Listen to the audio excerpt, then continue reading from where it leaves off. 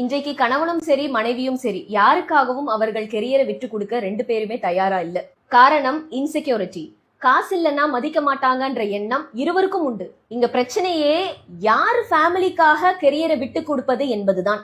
விட்டு கொடுக்க கூட வேண்டாம், சின்ன சின்ன காம்ப்ரமைஸ் பண்ணிக்கிறதுக்கு கூட சில வீடுகள்ல ரெண்டு பேருமே தயார் இல்ல. கணவன் மனைவி ரெண்டு பேருமே கெரியரை நோக்கி ஓடுறது தவறு இல்ல, சமுதாயத்திற்காக அவர்களை அர்ப்பணிப்பதும் தவறு இல்ல.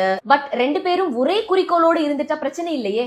ஆனா என்னால அட்ஜஸ்ட் பண்ண முடியாது, நீ அட்ஜஸ்ட் பண்ணுன்னு மற்றவரை ஃபோர்ஸ் பண்றதுதான் இந்த பிரச்சனையே. சோ பினான்சியல் இண்டிபெண்டன்சி என்பது இருவருக்கும் பொதுவான பேசிக்கான விஷயம் என்பதில் மாற்று கருத்தே இல்லை.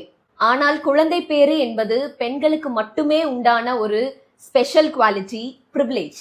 சோ மேரேஜ் முடிஞ்சு அடுத்த 5 வருஷத்துல என்னோட கடனை எல்லாம் கட்டி முடிக்கிற வரைக்கும் குழந்தை பெற்றுக்கொள்வதில் எனக்கு எண்ணம் இல்லை என்றால் அதை திருமணத்திற்கு முன்பே உங்க ஸ்பௌஸிடம் சொல்ல வேண்டியது உங்கள் ரெஸ்பான்சிபிலிட்டி. இன்ஃபேக்ட் அதுக்கு சம்மதிக்கிற மாதிரியான பர்சனை தான் நீங்க சூஸே பண்ணணும். அதை விட்டுட்டு இது ரொம்ப நல்ல வரன், இதெல்லாம் சொன்னா கல்யாணம் நடக்காது, முதல்ல கல்யாணத்தை முடிக்கலாம் மத்ததெல்லாம் அப்புறமா பாத்துக்கலாம்னு நினைச்சீங்கன்னா அது சீட்டிங். நன்றி.